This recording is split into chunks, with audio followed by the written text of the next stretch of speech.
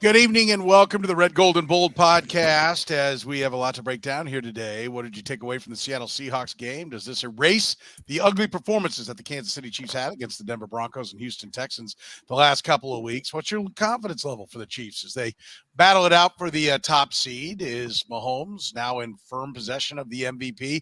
Is there anywhere left for Clyde Edwards to play on this roster? Can anybody find MarquezValdes-Scantling? I can't. I don't know if anybody else can. The pass defense was better this game. What's your comfort level with these young DBs as they look ahead to the postseason? Where's Travis Kelce ranked amongst the all-time tight ends? Will this Denver game be any different than the last one, or will it be another slugfest, even though they're blowing up their coaching staff? Who wins it? Predictions. We'll get to it all here on this edition of the Red, Gold, and Bold podcast. This is the Red, Gold, and Bold podcast, the most in-depth analysis of the Kansas City Chiefs, breaking down the Chiefs like no one else can. Red, Gold, and Bold is hosted by Jeff Chadiha, Eric Eager, and Soren Petro. Jeff is a senior columnist and on-air personality for the NFL Network and NFL.com. Eric is the senior VP of Research and Development for Sumer Sports. Soren Petro is the host of the program on Sports Radio 810 WHB in Kansas City. Red, Gold, and Bold podcast is proudly brought to you by Gann Asphalt and Concrete, Kansas City's nationally recognized full-service paving and pavement maintenance contractor, making parking lot problems disappear in Kansas City since 1994. Free consultations, no commissions, in-house crews, and every project comes with a written warranty. Find them online at GannAsphalt.com or call 816-484-3338. Gann Asphalt and Concrete. One contractor, all things parking lot. Now, here are your hosts, Jeff Chadiha, Eric Eager, and Soren Petro.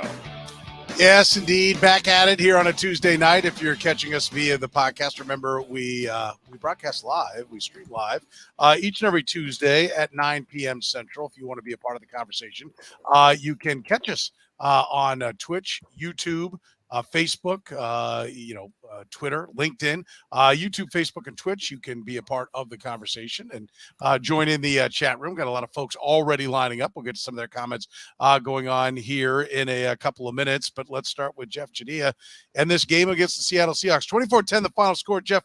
Not really that close. It was 24-3, so just a little over 2 minutes to go in this game. And oh, by the way, from the Seahawks makes it look a little bit better.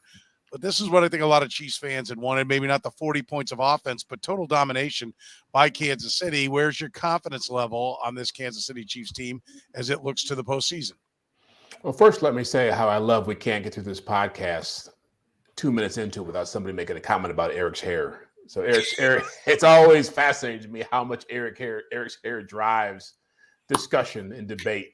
So I just want to get that out of the way right away. Despite the fact that Petro's clearly like straight out of shower hair right now. I am. Listen, I'm going to tell you what. We are like skin of my teeth getting everything together here tonight. I will tell you, you are absolutely right. That if water's running down my forehead, it's because I was in the shower like 11 minutes ago. So yes, absolutely a fact. Yeah. Well, to answer your question, look, I think this was the game that Chiefs fans were hoping to see at some point. Right before the season ended, before we got to the playoffs. And so that was encouraging. I felt like it was, in many ways, as complete a game as they played in a long time. Certainly the defense looked good. You know, even with the injury Seattle had, you wanted to see the pass rush have an impact. You wanted to see defensive backs making plays on the football. You wanted to see George Karlaftis do something. He did something in this game. And so it felt like it was, you know, I don't want to make too much of Denver and Houston because those were bad teams, and I think they were just bad performances. But I also feel like you need to have these kind of games. And the thing the Chiefs don't have going for them coming down the stretch is that they're not playing in the same kind of games that Buffalo is playing in, or Cincinnati is playing in, or the Dolphins are playing. Games that are really, you're really being challenged. There's a lot at stake. You know, yes, they're still playing for the top seed, but it is, I think it's a lot more meaningful when you're getting tested and you're answering that test in a way that shows how good you are. And I don't know how much within the locker room that mattered. I think that they just want to get wins and move forward. But certainly, if you're somebody who's looking for confidence to come out of these kind of games, that Seattle game gave you a lot of that. Yeah. By the way, am I hearing kind words towards George Karlaftis coming out of your mouth, Jeff? I mean, he made a play. He did a couple plays, got a pass, got a sack. Yeah. Yeah, it was. I think it was. His best game for sure. Eric, what's your takeaway from this game? Where's your confidence level? Yeah, I agree with Jeff on everything as far as, it was impressive for them. I thought that the most important thing that they did was tackle. Like, there was a number of plays where the Seahawks were forced to take a secondary option, and the Chiefs never once bailed the Seahawks out of that situation. They made tackles. You saw Jalen Watson play in the stead of Joshua Williams for a little bit, and you saw like really good tackling out of him. I thought the safeties played a lot better than normal.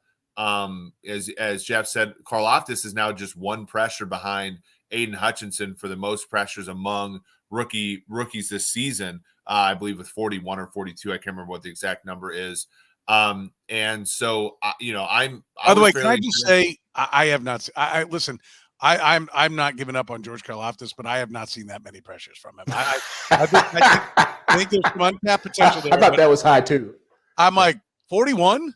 Yeah, 41 pressures. I mean, it's not that many actually, right? He's rushed the passer 400 times. I mean, like none of the guys have been all that efficient. It's just that he's gotten there. The thing I'll disagree with Jeff on though is I actually think this is a perfect situation for the Chiefs in that they are playing some easier opponents and they're kind of wrinkling out some of the the problems that they've had.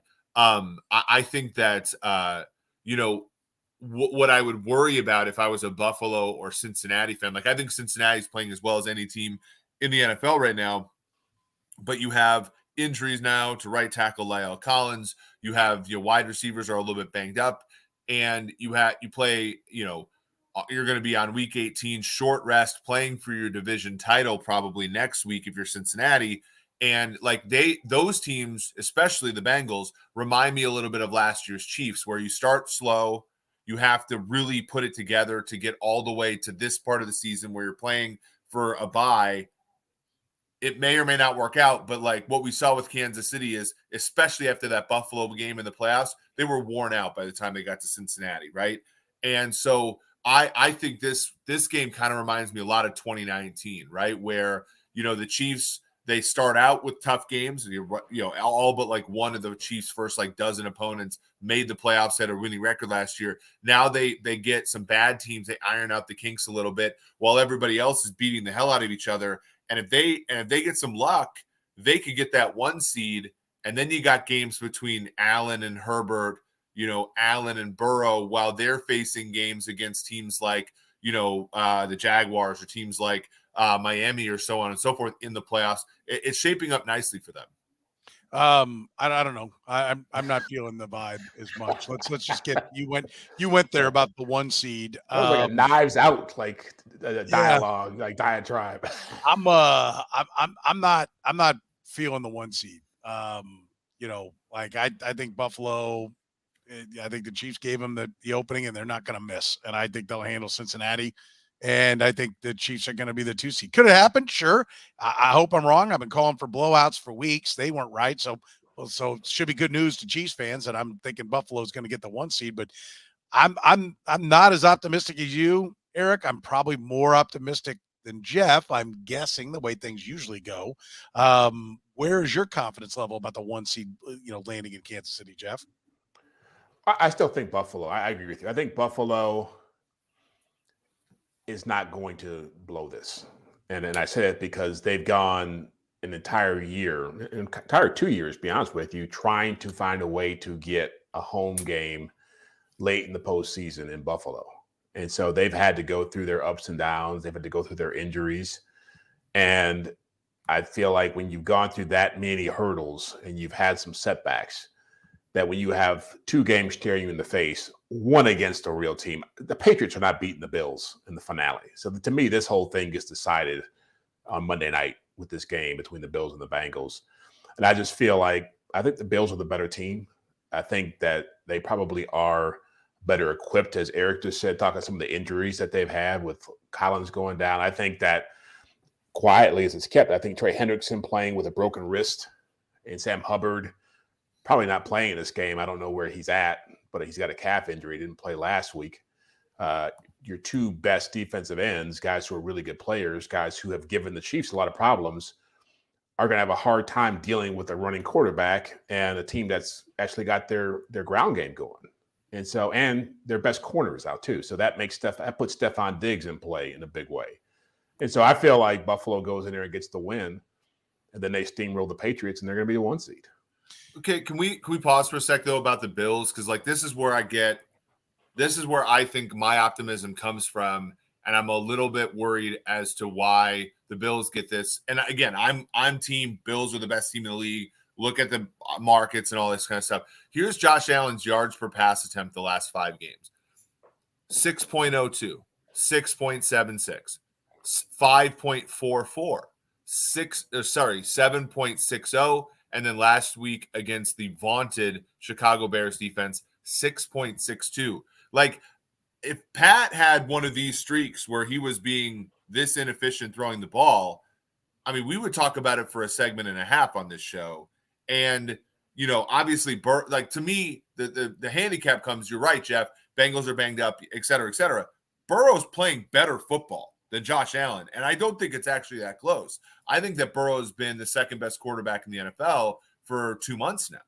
And so when I look at this game Monday, I'm thinking to myself, yes, the Bills are slightly better team, they're better coach, all this stuff, but the Bengals are at home and they have a better quarterback. And so that's kind of how I see it, and that's where my optimism stems from as a Chiefs fan.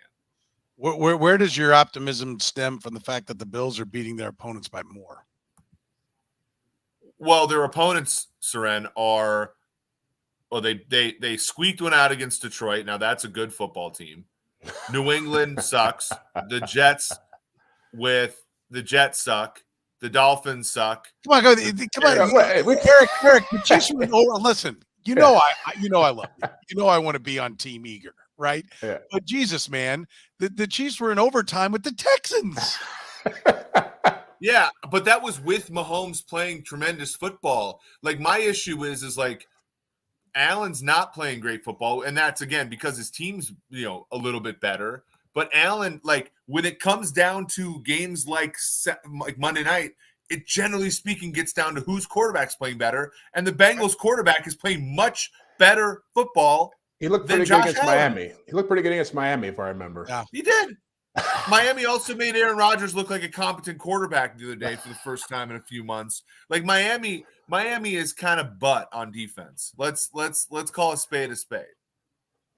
I don't know. Plus 157 is the point differential for the Buffalo Bills. And listen, I'm with you. I'm not here to say that Kansas City can't beat Buffalo. I'm certainly not here to say that the Bengals can't win. They're only a 1-point dog in this game. I think it's a pretty close game.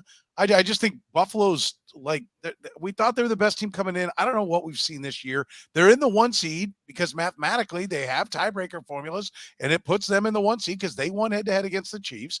They've got a better point differential than the Kansas City Chiefs in a division that's played very well, better than the Chiefs division. All this stuff matters, Petro, but my question is are they going to beat the Bengals? Because if they don't beat the Bengals, the Chiefs are the 1 seed. All this stuff, I agree. I agree as far as who's going to win the Super Bowl and yada, yada, yada. Broad questions like who the best team is. Yes, give me Buffalo all day. But the problem is the point of who becomes the first seed in the AFC comes down to whether Josh Allen can go on the road to Cincinnati and beat the Bengals when the Bengals have a better quarterback going right now and a similarly yoked team, because the Chiefs are playing the Broncos, who are coached by their head coach is like a youth pastor right now, and the Oakland Raiders, who are going to start Nathan Peterman in that game, or no, not Nathan Peterman, who's Jared Stidham, whoever, white backup quarterback du jour. And so if the Bengals can beat the Bills, that's the question right now. So why are the Bills favored? Not the Bills are a house. But why are the Bills favored? I mean, this game is like a 55-45 game. That's what I'm saying. But the Bills are favored, right? Yeah, a 55-40. on the road. The Chiefs were favored against the Bucs in the Super Bowl 2 years ago. These are 60-40, 45-55 things. I get where you're coming from. Like, if you want to say, okay, the last two games, the Bills have a tougher path because at Cincinnati's significantly harder than either game that the Chiefs play. I got that. And I do. And I am a believer that, survive in advance this time of year. I was not overly concerned. I'd like to see him beating the hell out of the Texans and Broncos, but getting the win is the most important thing. I called again for them to cover. They finally did. You do it enough times. I'm not going to do any bragging about it because I've called for like 5 straight weeks and they couldn't come close to cover it. Well, they did come close to the 27-0 against the Broncos. They were on their way. I get all that. And I understand your point. I just, like this, I love your calculation. If the Bills lose, the Chiefs are the 1 seed. Yeah, I'm glad we have your PhDs. Where would we be without that? Where would we be without your PhDs, Jeff? What would we do without her? You're typing it Back up. That was the scope of my optimism. Did I not lay out what the seeds could be? I said, look, there's a very good chance that the Chiefs could be the 1, the Bengals could be the 2, the Bills could be the 3, and then you have Jacksonville, Baltimore, and then you have the Los Angeles Chargers, another robo QB. If that is the case, and that very well could happen, then you have Chargers, Bills. You're calling one of the great quarterbacks out of the thing. Then you have Buffalo, Cincinnati, very similar, by the way, to last year's Buffalo, Kansas City, which called one of the great quarterbacks, Josh Allen, out of it and wore out the Chiefs to the point where that dog-ass Bengals team could make the Super Bowl. I am not saying the Chiefs are better than the Bengals or the Bills. What I'm saying is there is a very good chance that Monday night's game is going to cause a situation where the Chiefs only have to face one of Allen, Herbert, and Burrow in the AFC playoffs. That says nothing of the power ratings in these teams. It just comes down to the fact that there's a very good chance Buffalo loses on Monday night. Yes? But isn't that throwing shade in a way to have all this mental gymnastics to find a path for the Chiefs to get to the Super Bowl without having – I don't see people saying the Bills have to do X, Y, and Z to make this happen. Well, they weren't the best team in 2019 when they won the Super Bowl. The Ravens were a house that year, and they got knocked off by Tennessee. I disagree. Forever, I object to that premise. I think you're working backwards from a conclusion and then restating what happened in 2019 to fit your conclusion. Kansas City Chiefs did not have the best record. The Kansas City Chiefs were not on the roll. The Kansas City Chiefs weren't the healthiest team throughout, but coming down the stretch, they were the best team. Jeff and I argued about this that year.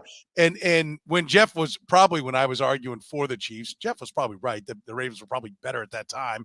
And it may have been a little homerism. And then they backed my play by really getting going coming down the stretch. But as they came down the stretch, they were better than the Ravens because they had a quarterback that could spin it. Right. And Lamar Jackson, if you're that dependent upon the run, you're much more susceptible to getting upset by somebody. And that's what the Tennessee Titans did. 2 running teams ran into each other and they kept it way too close and they got down and they couldn't come back. So from that standpoint, that's not the Bills, though. I mean, I think you make a fair point on Josh Allen's not playing as well. Although Jeff makes a great point, too. He looked really good against Miami. Right. But when has he had a bad game when he's had to play well? That's even a better point to make. But when has Mahomes had a bad game? That's not what I'm saying. You're saying Josh Allen's the reason they're going to lose. I'm saying Josh Allen has stepped up. What I'm saying is when we and again, I'm not trying to be like, I've laid it out there. I think the Bills are better than the Chiefs, and I think the Bengals right now are playing better than the Chiefs. However, my issue is we ding Kansas City sometimes because Pat doesn't play perfectly, even though Pat's playing better than any quarterback in the NFL. And we overlook sometimes because Josh Allen has the ability to be the second best player in football. Some days the first best player in football. But he has not played like it. Somebody had in the comments, he's like 25th in the last 6 weeks in terms of efficiency and things like that in the quarterback position. We all know that he is great. When Mahomes throws 3 interceptions against Denver, we have an arbitration meeting about whether or not Patrick Mahomes is him anymore. And I think that we got to be fair about both of these guys. Like, to me, again, Allen's somebody who I'm deathly afraid of in the playoffs. However, he is not playing his top end football. And when Mahomes is having dips in his play that were commensurate with this, we were wondering about him. Yes. Yeah, no, we weren't. Not here in this podcast. We weren't. Maybe a couple of loudmouths and the yell at each other shows were, but no, I don't think anybody really was. We asked the question, and all three of us quickly dismissed it. Is there a problem because he threw 3 picks? And all three of us went, no, there's not. Like, he recognized the mistakes. He'll bounce back. He'll play well. So no, I again object to your overall premise. I think you're coming up with a straw man argument on this. Nobody's ever been down on Patrick Mahomes anywhere near this podcast. Okay. Yeah. So no, but I think Jeff's point is a good one in the sense that, yes, we all would agree. I think everybody, even in Buffalo, they'd go, yes, I'd take Mahomes over Josh Allen. But we'll take the other 52 of Buffalo, right? And that's the point that he doesn't have to play as well. So, he can be a lesser guy. And I like the comment. He can beat you with his legs as well. If he's not throwing it well, they'll line up and student body right you and get after you. I mean, listen, I'm not here. I don't like being painted into the corner of defending the Buffalo Bills because it makes it sound like I'm lobbying for the Bills. I think it's very close. I think the Bills, Bengals, and Chiefs, it's a pisser, right? Like you don't want to be the two teams that got to go through 2 of them. Right? Like that's the thing that sucks. And most likely the 1 seed's not going to have to do it. That's what makes it so important. And yes, but I think we all agree New England's not standing in the way of Buffalo in the last one, right? It's this. And to Jeff's point, it's Monday night. New England will suck their thumb in the final game and get plastered. I mean, maybe you can dream of some Bill Belichick magic. I think there's no magic. None whatsoever with Bill Belichick. Yeah. None without Tom Brady. Only if Matt Jones has taken out Matt Milano's knees. Yeah. So Jordan Poyer in the process. Yeah, it's and the Chiefs can't slip up. And they've done that. They almost did it to the Texans and Broncos. I again, good teams find a way to win close games. They did that, but they didn't against the Colts. There is a bit of a history this year that they can be a little bit susceptible. I think the takeaway, though, I would ask this. I come back to, were they bored? And I think there is an element. I think that's one of the great things of Tom Brady and Bill Belichick and the Patriots, that every year if they got bored, they fought through it. And I think as you get this close, you'd like to think that if the Chiefs were kind of just going through the motions, that the wake-up call has been sent. But I still don't feel like the Buffalo Bills are on cruise control either. And I don't think you're going to get a stinker. So since he's going to have to go beat them. And it can happen. It can happen. It's football. It's a odd shaped ball that bounces funny ways, so anything can happen. But I think right now, I think the Bills are the 1 seed when it's all said and done. Eric, who do you get as the 1 seed when it's all said and done? I think the Bengals win Monday night, and I think the Chiefs get the 1 seed. All right, Jeff. Bills. Yeah. Bills. Yeah. It's within their grasp. They're not going to lose it. No, I don't think so either. Red Gold and Bold podcast proudly brought to you by our friends at Gann Asphalt and Concrete. You got parking problems? No, you don't. Just call Gann Asphalt Concrete, proudly serving the entire KC metro area. Kansas City's nationally recognized full-service paving and pavement maintenance contractor, making parking lot problems disappear in Kansas City since 1994. Free consultations, no commissions, in-house crews. Every project comes with a written warranty. Every way that you can build a parking lot, they can do it, fix it. They can do that as well. Find them online at GannAsphalt.com or call 816-484-3338. Tell them you heard about it on the Red Gold and Bold podcast. We would appreciate it. Gann Asphalt and Concrete, one contractor, all things parking lot. Is there any way now that Patrick Mahomes doesn't win the MVP, Jeff? Did the diving one-hand push-off, reach for the pylon play? That when that play happened, I said he just grabbed control of the MVP right there. That was, to me, the one that put him back in the driver's seat. That signature play, a great-looking play, a Sports Center play, and still up there tied for the best record in the AFC. I think that put him back in first place. You? Yeah, I agree with that. I agree. I don't think he would. Again, I don't think Hurts was going to lose much for missing 1 game. I think if he misses 2 games, it's over. It's definitely a wrap. And so I don't know where he's at health-wise for this coming week. I would be surprised if he didn't play, given what's at stake. But, yeah, I felt like that moment was big for him because he wasn't having a 400-yard, 5-touchdown game. He had a couple touchdown passes one was like a pop pass. The other was a check down to McKinnon. So it wasn't like he had like the spectacular splash throws he usually has, and he only had like about a $180 or a couple hundred yards passing at that point. So it was a huge moment for him. I think the only way Hurts wins it is if he comes out, plays against New Orleans, they win the East, they win the first round bye, and he plays a phenomenal game. I think he's going to have, 3-4 touchdowns, probably 300 yards passing, because he's shutting it down after that, right? I mean, it's done. If they get that win, he's not playing again. And so this is his last real opportunity to really make a statement.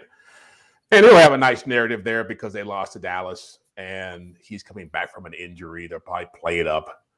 But, yeah, I think Mahomes definitely has got a nice advantage right now. And, again, if Hurts isn't playing, it's already done. Eric, 355, 2 touchdowns, 2 interceptions. That was Gardner Minshew's line for the Philadelphia Eagles. Had him right there on the doorstep and trying to get the win against the Dallas Cowboys. Didn't get it done. What did that performance do? How does that equate to either bumping up or dropping down Jalen Hurts, or did Patrick Mahomes just blow right by him with the performance that he had? I think Mahomes was the favorite going into the week pretty easily. In fact, if you look right now at DraftKings, Mahomes is minus 500. So, now the odds matter. Yeah. Now the betting lines matter. They do. He's talking about you weren't the Bills game. Bengals. But like minus 500, Jeff, is like, 5 divided by 6. So, that's 83%. Like you would need, if you thought that was a good bet to make, you need 83% or better. Like, the Bills. Okay. But anyway, let me finish my point. Burrow is 15-2. Allen is 8-1. Hurts is 10-1. So Hurts is like not is fourth in terms of odds. That is, he is the favorite by a country mile.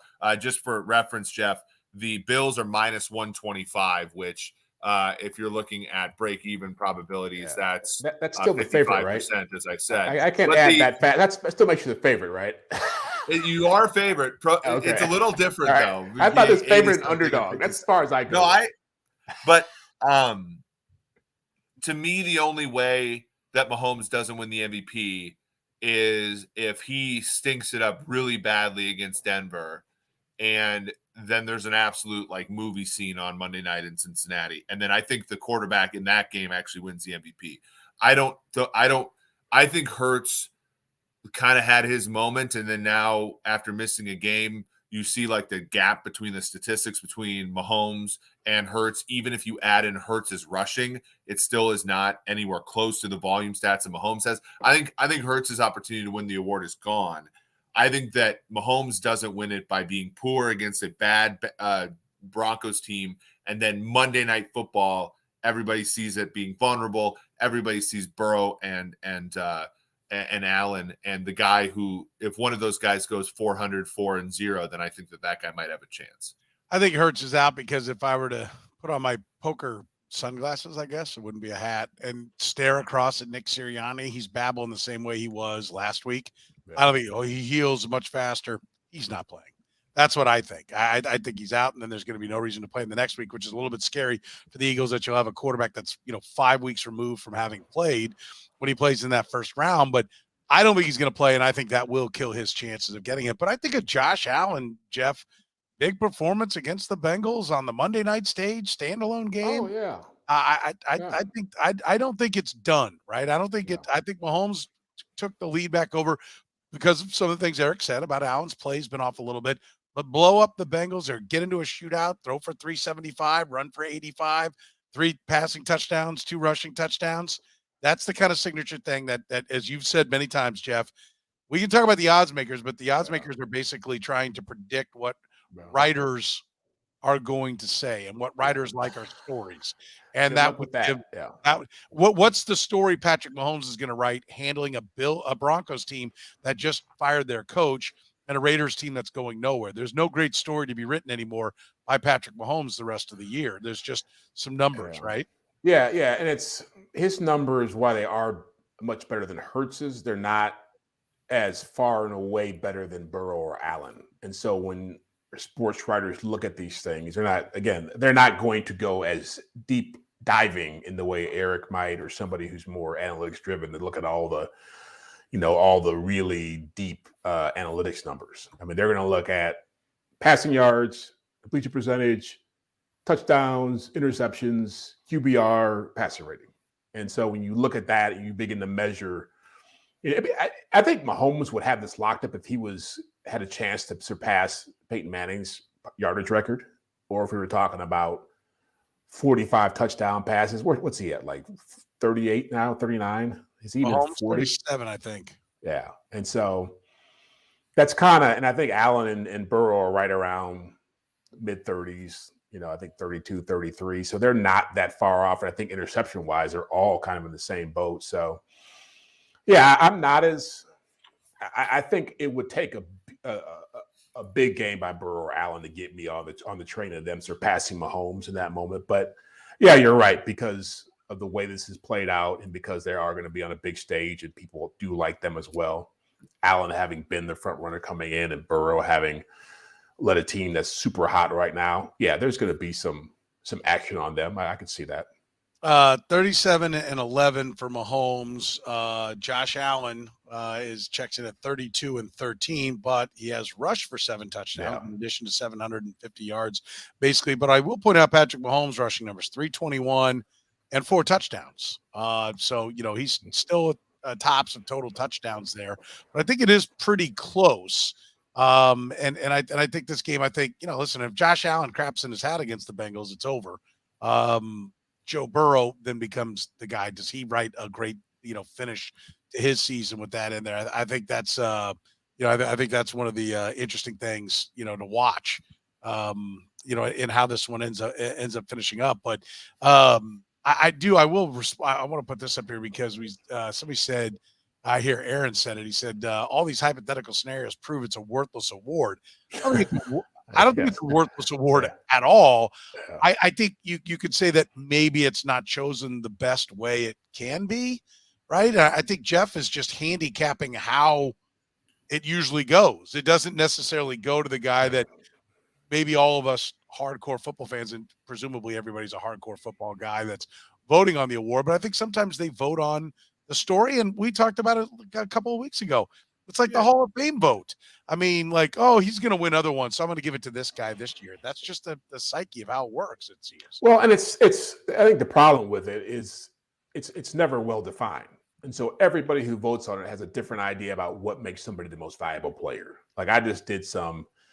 Rick Goslin, a longtime NFL writer with the Dallas Morning News, puts out a poll to all these different football people every week about different subjects. This week it was about how do you define the MVP? That was one of the questions. Is it the most outstanding player? Is it the best player? Is it the player who has the most impact on his team?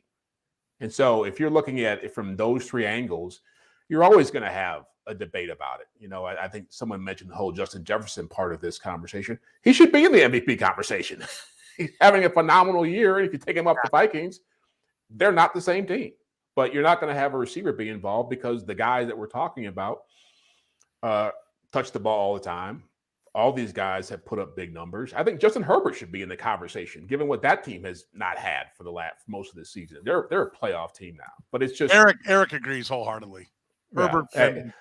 We'll get into that tomorrow on the 2 Deep podcast. Now that they're in the playoffs and have a chance to play a playoff game, but I think that's what ultimately. I think I understand the frustration Chiefs fans have of, well, it should be Mahomes, like he's the best player, but it's not always.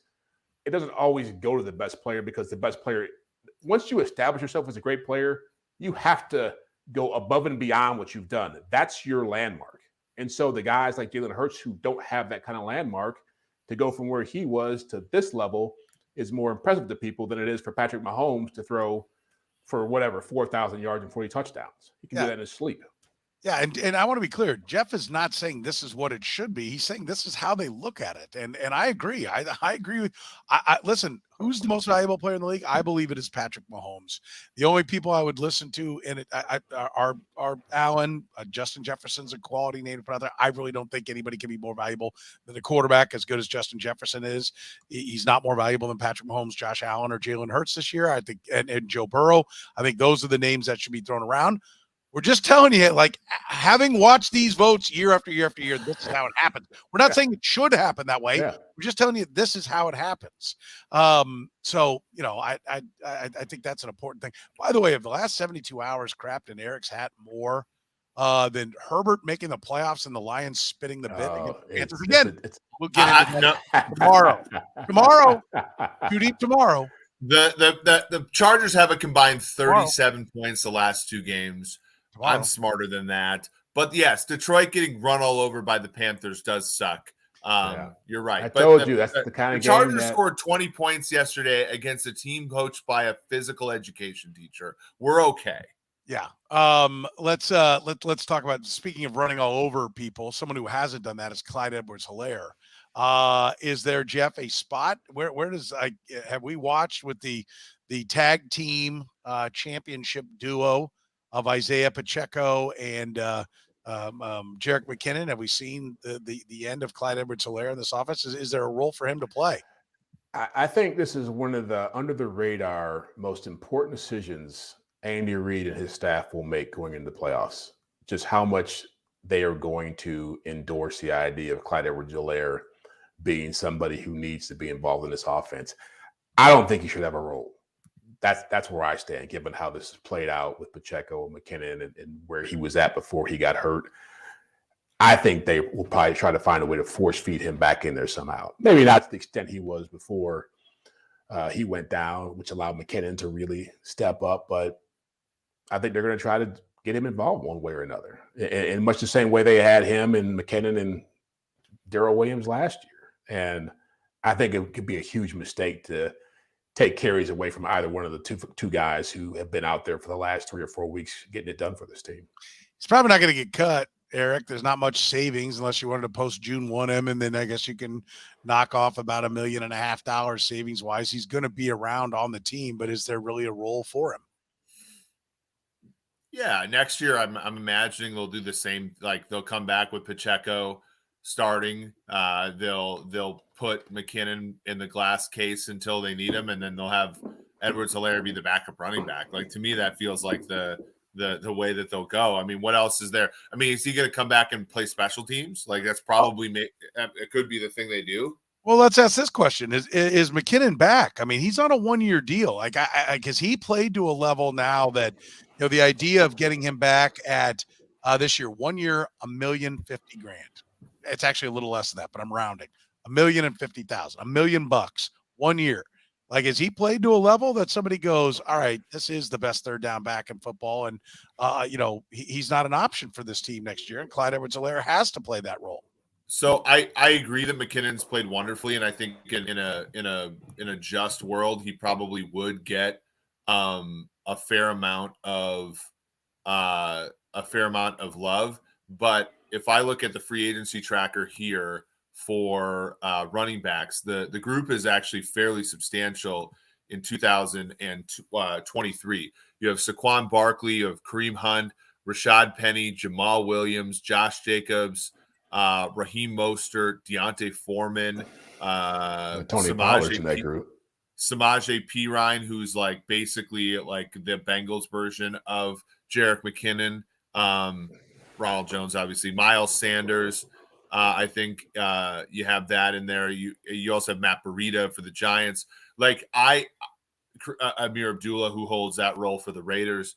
Like I would say in a perfect world, McKinnon does garner more on the open market. But like, honestly, if you were just looking at questions of like, is McKinnon good enough anymore? He answered those questions with a yes last year's playoffs, right? This year, he's only really answered the question of a little bit more durability, and he was still available. I just think the nature of the running back position, I think McKinnon's back, and I think that it's a modest raise, but I don't think it's a lock given what the marketplace at running back looks like in the spring. Jeff, I'm certainly not saying that he's going to get a 4-year, $40 million offer, but I think he'll get more than $1 million. I think it'll cost more to keep it because now he's done it 2 years in a row. He stayed healthy, as Eric just pointed out. I do think if they're going to keep him, it's going to cost a little more to do it next year. Do you agree? Yeah, for certain. He's a tricky one for me because a lot of his quote unquote durability is manufactured. Like, he goes stretches where he's not really playing at all, and then he gets opportunities to play and he looks good. I mean, I don't think he's ever going to be the kind of guy you can count on for 17 games in a playoff run. So And he's 31 years old, right? Someone put that on there. Is he 30 or 31? He's 30. He'll be 31 for next year. Yeah. I mean, you're really at that age with his history. I don't expect him to be a huge to command a huge price anywhere. But I think Andy Reid likes what he brings. Andy Reid's always loved players who can operate in his system the way this guy operates. I think on the other side of it, Edwards-Helaire is just, to me, he's a sunk cost at this point. And I just don't know. It almost feels like the Sky Moore situation where they just keep trying to make him into something that he can't be. And I think they'd be better off just going with a cheaper option than McKinnon, a cheaper option than Pacheco, and just saying, let's just move on from this guy. Yeah, I think to Eric's point about the depth of running backs that are out there, if he does get a big ticket, there's other guys. Let the merry-go-round go, and whoever's standing there at the end and doesn't have some place to land, you grab them on that league minimum deal because you're going to be able to get numbers. I mean, Andy Reid plugs in any running back and gets stats. A number of people said that. Why would you? Everybody, we love what we're seeing out of Jerick McKinnon, is what I hear from the fan base. But we become hip to the running back deal, and you don't need to pay for him because Andy Reid will get anybody to play at a high level. They did pay a lot of money for MarquezValdes-Scantling. Eric, you and I both really like this signing. Have you seen him? Can you find him? Is there a milk carton with his picture on it somewhere? Do they even do that anymore? Makes sense. The old folks will get that reference. It's called an Amber Alert. Yeah. Is there an Amber Alert out for Valdes-Scantling? Is he in a 2002 Oldsmobile right now? Like what's going on? A van down by the river. Yeah, it's weird, man. Like I know when you messaged me on Sunday about him, I had not, I had got back from the Vikings game, and I hadn't watched. He wasn't playing a lot. He played like less than half the snaps. Justin Watson appears to have supplanted him, which is interesting given Justin Watson has dropped more balls as a percentage of his targets than Valdes-Scantling has, and after last week. I don't know that was the case until he couldn't catch anything at all last week. Yeah, I mean, I think the hard part becomes like, you saw the depth chart that they released today.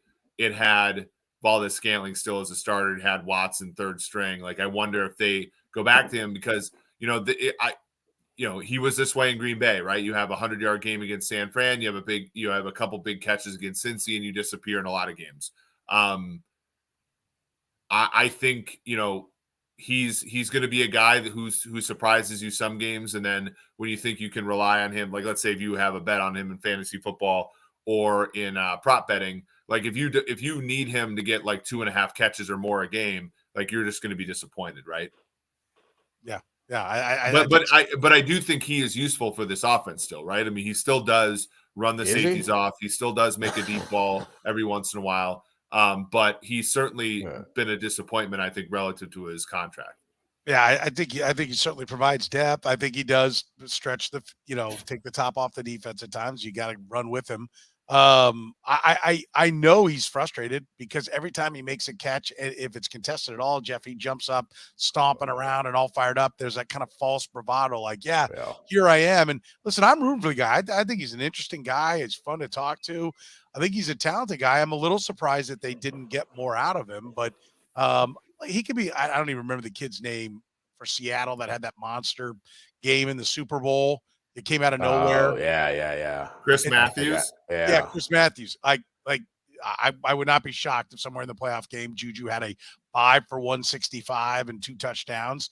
He's got a 3 for 111. He's got a 2 for 71. I mean, like that he is been exactly what he was in Green Bay. Maybe a diet version of that as well. Yeah. He's Chris Conley to me. Seconds 2.0. That's what he is. A guy with who looks the part, has all the speed, but when you actually put him out there and look at his production at the end of a season, you're like, oh, he got 40 passes for 500 yards and 3 touchdowns. And I was never that enamored with him being signed by this team. And and Andy just has a habit of, kind of talking guys up. I think every year there's somebody last year was Josh Gordon. Oh, Josh Gordon, you just see the way he looks in practice, the way he's moving around. Can't get him in. Got caught like 3 passes. And this is the same thing with MVS. Oh, he's coming in here. He's more than just a deep guy. Can move around with all the routes in the route tree. going to be a difference maker. And it's just there's no, I think someone said it on here, like no real chemistry with the quarterback. It drives me crazy when tall guys can't catch 50-50 balls. So as fast as he can run, like I'd love for him to be a red zone threat or to be what Mike Williams is for the Chargers, a guy you can run 40 yards downfield and jump over the top of some shorter cornerback and make a play. And so I just think that his ceiling in this kind of offense has been proven because the guys who really are getting fed are the guys who know how to run routes, the guys who know how to adapt when the QB's on the move, and guys who have a little more to their game than he does, which would be Kelce, which would be Juju Smith-Schuster. And the fact that Justin Watson has been outplaying him for time just tells you how far he's fallen. We know there's a little, listen, some defensive coordinators will call it street ball, not out of Mahomes, but I'm going to say Mahomes and Kelce in the sense that, like, listen, we're each seeing the same thing here. I'm going to break this route in here. Or I'm going to cut it across, or I'm going to take it deep. And they just kind of get the flow. It's clear that he can't, to the chemistry thing, he either doesn't see it, but that stat about 37 catches on 68 targets. I mean, at that size, to Jeff's point, I mean, like he is a body catcher, first of all, like this, as opposed to out here. So he negates a lot of that size. The catch radius, it's right here. Here's his catch radius. It's this big, and that cuts it down a lot. I mean, I think can I just add though, 9.3 yards per target is actually that's exactly what Kelce averages. Now I know that it's on a little bit more volume, and Smith-Schuster's at 9.1. Like all of those are great numbers, by the way. He is leading the team in yards per catch. 632 yards, would be, I think, he's a couple decent games away from having his career high in yards. Like there is an aspect of this, like the fact that he is like an ADOT guy, right? But his yards per target, like I think that we're showing a little bit of lack of understanding of like what league averages look like. That's 9.3 yards per target is pretty damn good for a wide receiver. How about this average? $12 million a year. That's what he's getting paid. I get that. Let's go with that. I said a few minutes ago that I don't think he's been worth his salary, but like this whole 632 yards and 68 targets is actually not that bad of a rate. It's just the fact that this offense, the difficulty and why he has not fit in is what you guys said, which is this offense is not an offense that can afford to have long incompletions, right? This offense requires, what Juju Smith-Schuster offers, which is 74 catches on 96 targets, 77, percent, catch rate. Like this offense doesn't have that many possessions anymore because of how defenses play it. Valdes-Scantling was supposed to take safeties away, but he also, his low catch rate has hurt the offense because they can't waste that many possessions on, deep shots that don't work. I think, he serves a role, like the threat of him going deep. I think that it is a good point. Does Kadarius Toney, can he play that role? Because Mecole Hardman's a free agent. Juju's a free agent. But I will say this, like if they wanted to walk on MarquezValdes-Scantling, he's $4 million to cut next year, $11 million to keep. And if you wanted to June 1 that, you can save $9 million on it. I mean, that's an easy, that's easily enough money to put to backload a deal for Juju Smith-Schuster and get him in the mix. And I think that is something that will be in play for this team, is to say, okay, we tried it. It didn't work. We've got Toney. He'll handle it. We'll draft another guy. We hope Sky Moore develops. But let's get Juju back in the mix because he's still only 6 years old. I do think that that's the decision that they have to make. If they want to re-sign Smith-Schuster, they have to cut Valdes-Scantling. The thing that I will come back to, though, and this is important, like if you look at this offense, if you look at average depth of target, Justin Watson actually leads the Chiefs at 18.9 average depth of target. Valdes-Scantling's at 14.6. The next highest wide receiver is Sky Moore at 9.7. Then it's Mecole Hardman at 8.3. Then it's Kelce at 7.9. Smith-Schuster is averaging 7 yards average depth of target. You're talking again, like when we think about stylists making fights in this offense, like if they get rid of Valdes-Scantling, which is perfectly rational, they have to find a wide receiver who can run deep routes and take safeties away. And it looks like they've tried Justin Watson in that role the last few weeks. He had the big drop on that great throw by Mahomes in Houston, and he had a number of plays where he did not come up with the ball this week. Like they need to fill that role because the other receivers, Hardman included, are not players who are deep shot players. They are underneath players, as evidenced by the fact that no receivers other than Watson and Valdes-Scantling have an average depth of target of 10 yards or more in this offense. Yeah. By the way, we're brought to you by GAN Asphalt and Concrete, Kansas City's one-stop shop for all things parking lots, free consultations, no commissions, in-house crews. Every project comes with a written warranty. They stand behind all their work at GAN Asphalt and Concrete. Find them online at ganasphalt.com.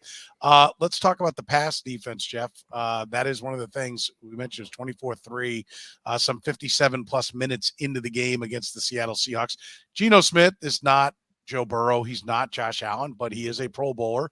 He is playing at, I would say, an Alex Smith-like level coming into this game. And I know they were without, and I think this does hurt. They were without Lockett coming into this game, but DK Metcalf can ball. Noah Fant's an athlete. There were some folks out there, and the Chiefs defense stood tall. Where do you sit now on the secondary of the Chiefs? Well, and they lost Marquise Goodwin too, right? In the middle of that game too, to a wrist injury. I was encouraged. I mean, I think that I feel like they played better than their numbers would suggest because they are a lot of those young guys, McDuffie, Watson, Williams. They're in position, right? So they're not getting like left behind by like 5 yards on a play. They're there to make a play. And when they played against Buffalo, when they played against the Bengals, they just haven't been able to make the play, to finish the play. So I think that that's what you have to look at and be optimistic about. And you saw it, look, against the Seahawks with Metcalf, you could see that they were rolling coverage towards him and giving him extra attention on every down, which was what you're supposed to do when you have a top receiver like that and they're handicapped on offense. So I think that again, going back to my earlier point, I think it's a good confidence building game.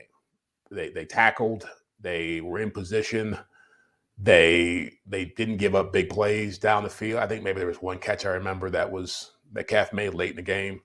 But aside from that, they did what they had to do. And so when you're not going to get that many opportunities this week, you're probably not going to see that aside from unless Jerry Jeudy turns into Jerry Rice again. I don't think that's going to happen. And the last game of the season, probably you get a challenge from, Devontae Adams and that crew, but who knows where the Raiders are going to be at offensively and how engaged they'll be in that kind of game. So I think that building confidence was a big thing for me. I was encouraged. There's still going to be some tough challenges out there, but it was better than what we've seen in the last couple of weeks. Eric, how about it with the weather? A couple people mentioned that. How much did that matter? I mean, the Chiefs certainly had enough offense, but Patrick Mahomes only threw for 224. That's one of his lowest numbers of the season. Are we getting excited about the fact that it was cold? Maybe. I think, my former intern at PFF, Judah Fortgang, posted this really cool graphic about looking at separation. And when you looked at the NFL corners in the NFL, Trent McDuffie actually was second in the NFL to Sauce Gardner in preventing separation on all routes going into the game last week. And Joshua Williams was in the top 12 next to guys like Chidobe Awuzie, Darius Slay, and Michael Davis and Patrick Surtain. So I felt like there was just a matter of time before they started making plays on the football. But to your point, like it's easier to make plays on the football. It's harder to make contested catches when it's cold out, right? So, I think that kind of helped it a little bit. But I think Jeff, brought this up. Like they've been in position a lot, and I think that there are the great quarterbacks and the great wide receivers still might snipe them. But it's better to be in position than it is not to be in position. And what we saw this week was, a team that was in position well enough to tackle and all that. And then, yes, they did capitalize. I mean, Geno Smith has had a wonderful year. He hasn't had a great month. And I think that they're also capitalizing on a little bit of regression from Geno as well in that game. Jeff, how about it? Do you just chalk it up to the weather? Do we think that they can carry it forward? And when is everyone keeps saying this? They're not rookies anymore, but then they talk about how they're learning and getting better. Like the Chiefs, and which I expect from a coaching staff. But can they match up against playoff offenses? Right? Are you ready to say that they can do the job against the playoff offense? I'm not ready to go there yet because most of the offenses they're going to see, assuming if we go with who's in the postseason right now, the Dolphins, the Chargers, the Bengals, the Bills, even the Jaguars are in that category. They're going to see teams that have at least two guys who can cause you problems. And when you got two guys who can cause you problems, that means somebody's going to be on an island by themselves, having to fend for themselves. And I think that's tough when you're a rookie, because every team they're going to see, aside from the Jaguars in this case, are going to have Pro Bowl caliber receivers who bring different challenges. Whether it's the Chargers with big guys who are great route runners and can fin 50-50 balls, or the Bills and the Bengals who have receivers who can just get deep on you, can work you underneath, can catch balls and get yards after the catch. And so that's really a challenge. It really comes down to, again, somebody in the comment section made this point, like the pass rush is going to be what's going to help these guys out the most, because they're out there fighting, they're out there trying to stay in position. But when you play as much man coverage and you blitz as much as these guys do, if you can't find a way to get home with four guys up front, it just puts tremendous pressure on those guys over the course of the game. And that's when you see the big plays start to happen as offenses begin to find a rhythm, begin to figure you out, double move you, isolate you. Like, all those things are going to come at them at a much higher speed than what they've seen. So again, I'm encouraged by all these guys, but the playoffs are a whole different beast. Eric, let's talk about Travis Kelce. He is his seventh consecutive 1,000-yard season. We talked about where he ranks tight ends last offseason. We'll get into a more extensive conversation about that, I'm sure, again, this offseason, but a 7,000-yard season. He's on pace to break his own single-season yardage mark, 12 touchdowns. You look at it, we talked about Gronk and Tony Gonzalez and the other great tight ends that are out there. His yards per catch, he's at like his third highest, I think, at 13 yards per catch, even as he's slowing down, as you talked about, that every year he's kind of gotten a little bit slower, but he still gets open. Certainly having Patrick Mahomes helps. You can just see the line of how his numbers came up when Mahomes came on board. But, he's doing some things that no one else has done. Over 800 catches now, moving past Shannon Sharp, over 10,000 yards. I mean, it's, where do you put him now after yet another brilliant season? Well, and I think honestly, this season, this is a year where the Chiefs really needed Kelce, and he did it, right? So 2020 was Kelce's best year, 11 touchdowns, 72 catch rate, 9.8 yards per target. That's the best. I mean, if you get near 10 yards a target, as we talked about, that's amazing. Last year, you saw just 9 touchdowns, 300 fewer yards, 69 catch percentage, 8.4 yards per target. So every time they threw to him, they averaged 1.5 yards less per target last year than in 2020. This year, 12 touchdowns, career high, 72 catch rate back on that, 9.3 yards per target, leading the team, tied with Valdes-Scantling. This has been a year where they really needed Kelce to come back to the previous highs he's been at, and he's answered. So I mean, this puts Kelce in the conversation with everybody at tight end, in my opinion, all time. He's a willing blocker. There's all that, discussion of that. And I get that. And I understand how great Gronk was there. And I understand Tony Gonzalez is better there early in his career than maybe Kelce is now. But Kelce, with 10,000 yards, you're talking about an all-time great receiver, period, let alone tight end. And so for my money, he's the best receiver to ever play the position. And he's, in the conversation to be the best to ever play the position, period.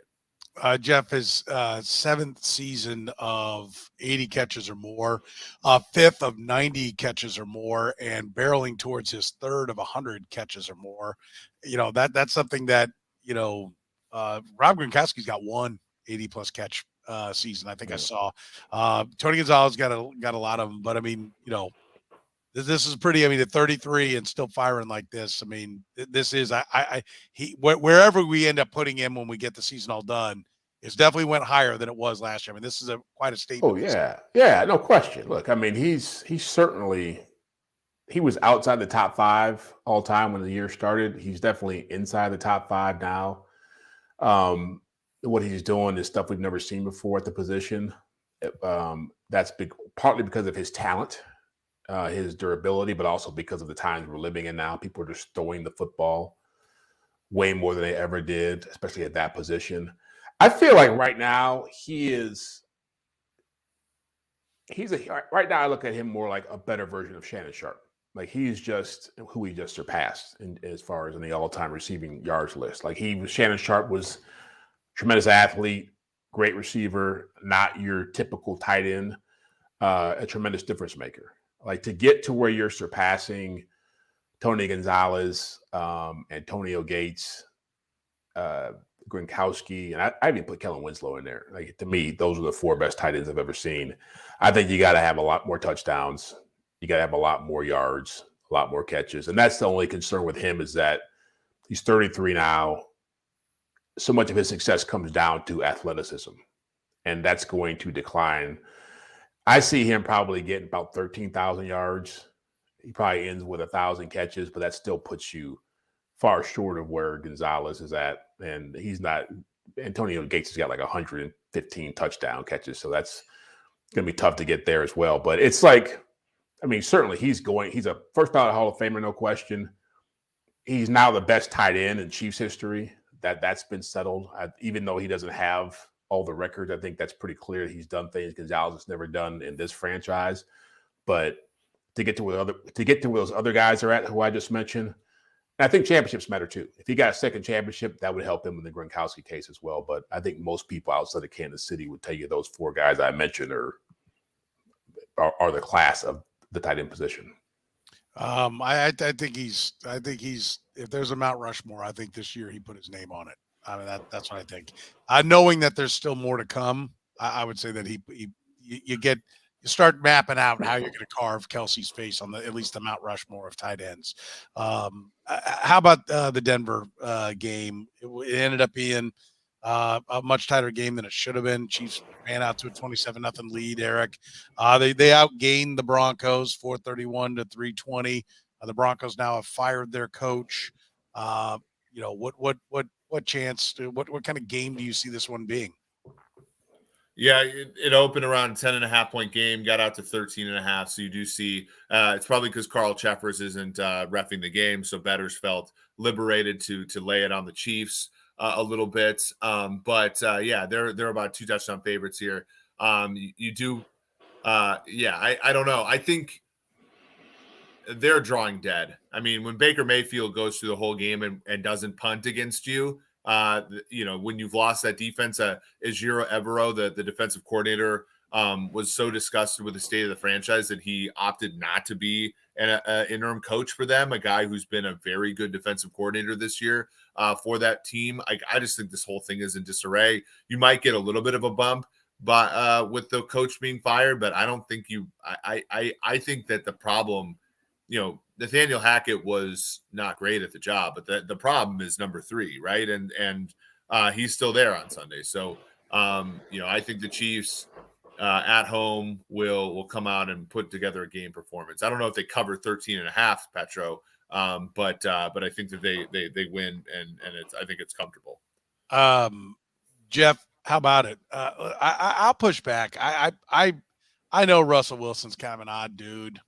Nathaniel Hackett was a fat, hot mess. I mean, yeah. I likened it to what he did in that first week was an admiral headed out to sea and his battleship blowing up his own carrier right when you left. That clock management thing showed that he is just not cut out to be a head football coach in the NFL. And I don't know why you think he'd get any better. And I don't know how, when you've got a head coach that does that, you can expect anybody to circle the wagons and rally around to anybody. I mean, Russ might not be the best guy to lead the team. He's not the worst guy. And, we'll see what happens if they get a new coach in there. I expect him to play better, but I think this team 13.5 all day. I'm going to keep the freight train running. Yes. Chiefs big. I think this one gets out of hand, not 24-10 out of hand. I mean, out of hand, 40 something. I think the defense mails it in. I think they're toast. They give up 51 to a piss poor Rams team. Yeah. Yeah, no, that's the red flag right there, right? That, the Rams are ready to shut this thing down, and they look like the greatest show on turf showed back up with Kurt Warner and Torrey Holt and Isaac Bruce running around out there. I'd have a little more faith in the idea of a team rallying around an interim head coach if this hadn't been an abject disaster, an entire season, and if the interim coach had been there the entire year. Like, this guy's coaching them now showed up like in week 7 or something like that. So it's not like he's been around for a while. And so I don't see them. I think they probably played their butts off the last time they played the Chiefs. And now it's time to think about, let's start sending the cars home, making the plans for vacation, and getting the season over with as soon as possible. I agree with you. I don't see anything but a blowout in this one. They are going to be. Do they play on Saturday? They are. When they take the field, they're 7 days away from getting on a plane to go on vacation. Yep. Right, and then they will already mentally be on that plane. 44-10. Right, 44-10. That's notice, folks. This is what's going to happen when we get to next Tuesday, and Petro's like, "Well, guys, what do we think about the Chiefs squeaking out one 24-10?" and Petro and Chadiha are throwing their hands up. They don't know what to talk about. I think it'll be a modestly, comfortable win. Comfortable. I'm not laying 13.5. And I will. When they win by 14, I'm going to be like, oh, that was just about what I expected. And when they win by 14, Petro is going to be losing his mind because the steak dinner he put down in Kansas at FanDuel was in peril in the fourth quarter when the Jarius Sneed interception went in the end zone to clean out the cover there. I honestly, this is going to be a freight training. I really do, because like I said, I think the Chiefs see it at the end. Here's the other thing, like they don't have the Bills to look at while it's going on, so they got to set their number out there. The only thing that'll keep it from getting to where I'm at is Andy Reid, right? He likes to take his foot off the accelerator. I think he's president of the coaching fraternity because he's probably a more gregarious guy in their meetings than Bill Belichick, and he's not going to want to crap on a fellow head coach. That's the only thing that keeps this thing under 40. The only thing.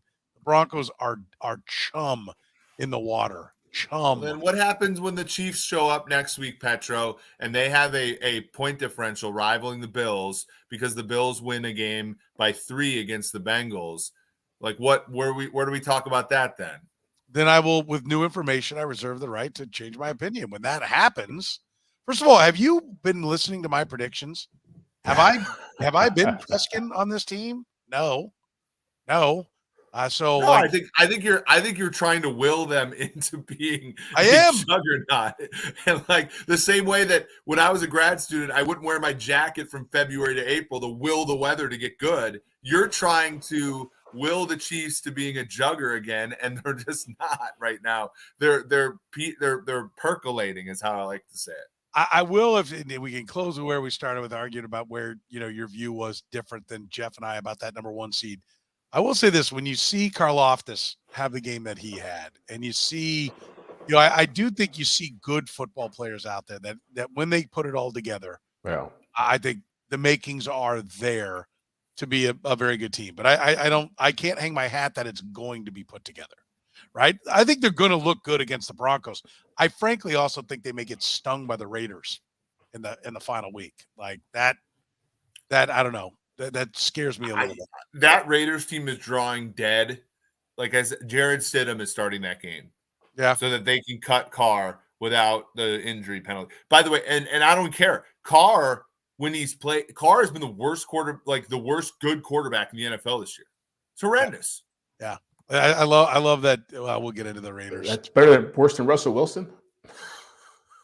Oh, Russ isn't even considered good. Like, people this offseason were trying to talk themselves into Derek Carr being like underrated, and Derek Carr is just Derek Carr. It's like you spin the wheel one year and one of those guys is good. This year it's Kirk Cousins, and you move on with your life. And it was never going to be Derek Carr because it was Derek Carr last year.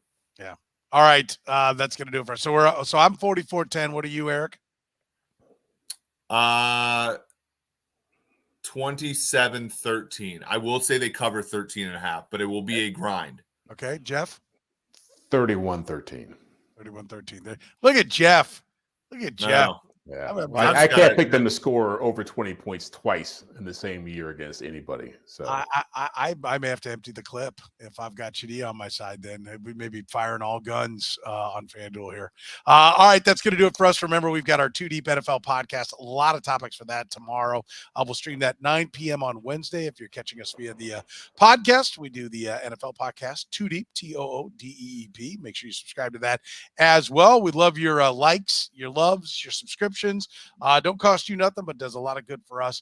And of course, we'd like you to help out and support our great sponsor, GAN Asphalt and Concrete, one of the best companies here in Kansas City, locally owned and operated full-service paving and pavement maintenance contractor, making parking lot problems disappear in Kansas City since 1994.